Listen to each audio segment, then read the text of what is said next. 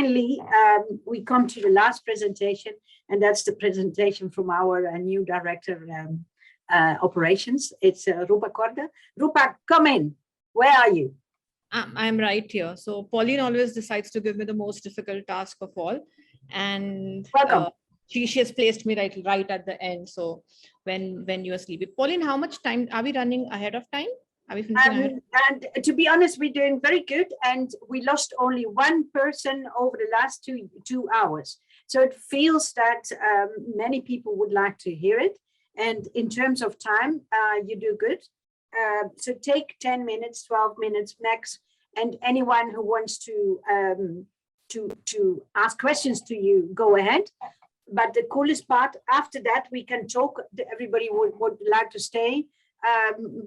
We stay and we talk together. We can have our breakout rooms if you want to drink a glass of wine in a breakout room with someone else from the other side of the world. And so Rupa, we have time.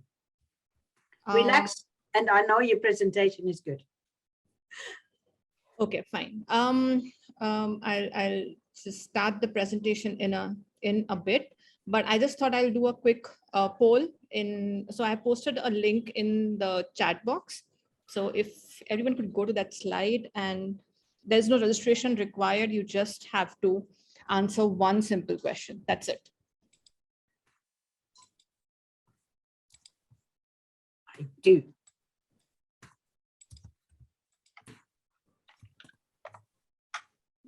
On the site, and just enter the number, which is in the chat box.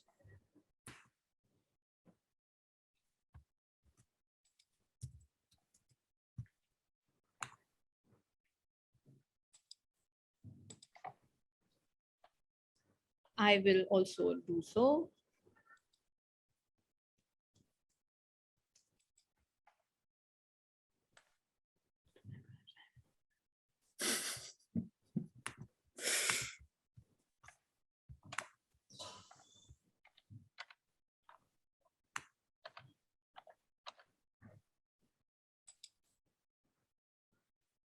This should take like less than 30 seconds.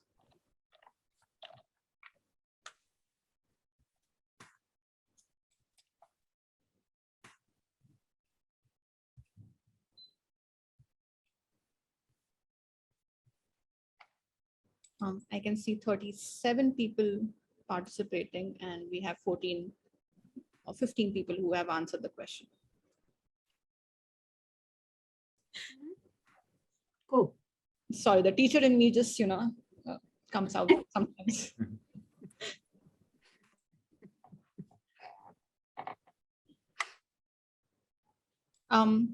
I do not know exactly how to share this, but I will just share the results that I'm getting. It's okay. It's just an internal webinar.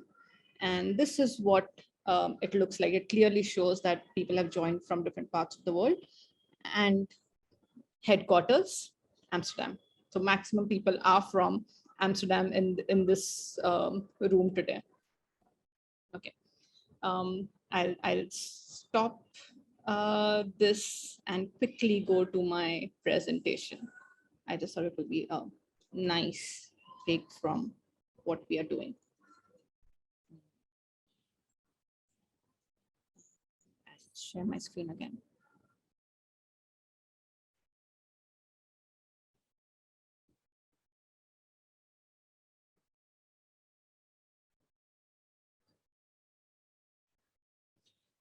Okay, with that yes. little thing that we just did.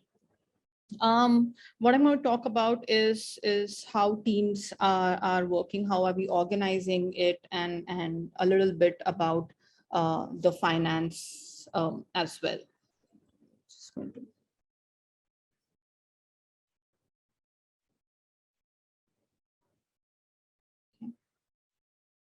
for some reason, my videos are here. Okay, now they are on the side.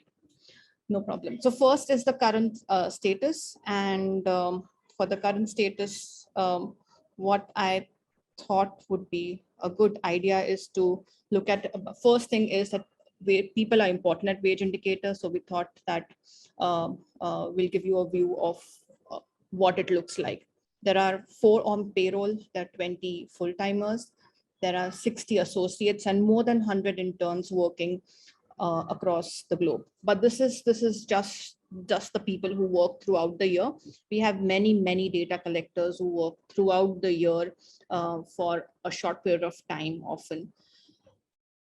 Plus, most of the teams work in multiple tasks. It's not that we have a hierarchy defined. There is no formal hierarchy. You will find one person who works in data, CBA, maybe in labor law. So the skills that the team has is quite diverse. The next is, and I think this has been a highlight of my life as well, the WageIndicator internship program that we started. It's a funny story that it all happened in a small cafe in South Korea. I know that there were interns earlier at WageIndicator, but the whole problem was about the quality, output, and monitoring. And Pauline was slightly hesitant about starting or hiring interns. And it took some little bit of convincing and 1 cup of coffee to get Pauline to agree to this idea. It turned out quite well that in the first year, we had 55 interns from Flame, moving on to 85. And the current year, we have 100+ interns from Flame. It turns out that interns do quite a bit of work for WageIndicator now. And now we have interns not only from Flame, but you see a long list of universities from different parts of the world. It's not only from Asia, it's literally from everywhere. And what this in turn results in is more data collection. There are interns coming with good data visualization skills. The work environment is also fun.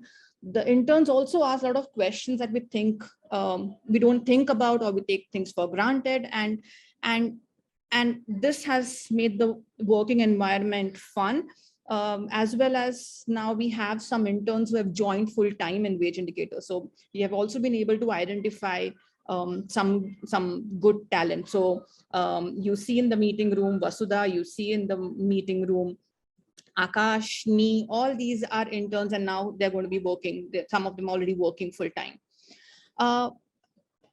The brilliant part, and as a trainer, I think this is amazing that now these interns are training interns from other universities, which then reduces the time and effort of the full timers of WageIndicator. The interns are actually able to train interns from other universities, and it's the learning is fun both ways, I think. A small bit about the financials. So WageIndicator has always stuck to its ideology of being a not-for-profit foundation, and they have tried to keep their costs at minimum. With the minor profits that have been generated, these have been kept for to build a reserve fund. The reserve fund will be used for the years when we don't have enough, let's say, income and the costs are more. Previously, there was heavy dependence on projects for income. WageIndicator is slightly moving away from that, and currently it's 50% from projects and about 50% from commercial activities. Going ahead, what also is done at WageIndicator is project management. So there are 2 levels, or I wouldn't say level, there are two parties to project manager. One is the WageIndicator global team, and other is local. So I think the formula that has worked out well for WageIndicator is that having a local team who knows the flavor of the place, the problems of that area, works really well when you have certain projects. How it's done is there are weekly and bi-weekly meetings between the project managers. For financial review, we have quarterly review, which is internal, and we have to submit the half-yearly reviews to the financiers. I think with the boon that we got from Zoom, now webinars have become more frequent and are helpful. We have organized webinars in the past with the help from the communication team, where different project managers and people actually working on the projects have shared their experiences, their challenges, success stories, and are learning from each other. I think that's a great learning. And also we get to know what's happening otherwise. But nothing is free of challenges, and here they come. One problem I mean, the team is growing, which is a good part. The number of projects are growing, the revenue is growing, everything is fine, happy, nice. But right now, major communication happens through email and WhatsApp. There is no common place where people from different parts of the world can interact. We just saw that people are literally from different places. And for that, we did create a space to interact. I think that Niels has already sent it in multiple times in the newsletters, but we haven't seen that everyone has enrolled or joined the workspace. So the link is in the chat box. If you get time, just be there. So just communication becomes easier over there. The next part is about the contract. So it's not really a challenge, but with number of people growing, the number of contracts that we're trying to maintain are multiple. We are trying to also track who are working on which parts and so on. And we're trying to see how best that can be managed. The third major problem that we are facing right now is that often the information that people have given is outdated.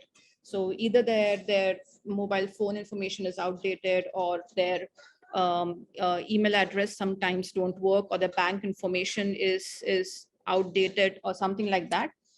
We did create a Google form for that, and that's again in the chat box. So that were the solutions to solve these problems. If you haven't filled up the Google form yet, again, I believe that Niels had circulated it a couple of times already. We're trying to manage it by using these tools. What we have done with the smart sheet is right now, all those who are on the yearly contract, we shifted them to smart sheet. So at least we have an overall view. But for people with very short-term contracts, it does not make sense to train them in using Smartsheet. The next is in terms of payments. So I always thought that people would be eager to get their payments, but that's not the case. People submit their invoices late. Sometimes the information is incorrect. Sometimes the description is not as per the contract. So it just takes a lot of time away from other things in terms of going back and forth, in terms of first asking them to sign the contracts, then submit the invoices, then the payment bounces because some information is incorrect, the date of the invoice, or anything else. So if that small check can be done from your side, it will save a lot of time from our side, and we can do better things. This is a term which I picked up from Pauline, that WageIndicator is becoming a mini MNC.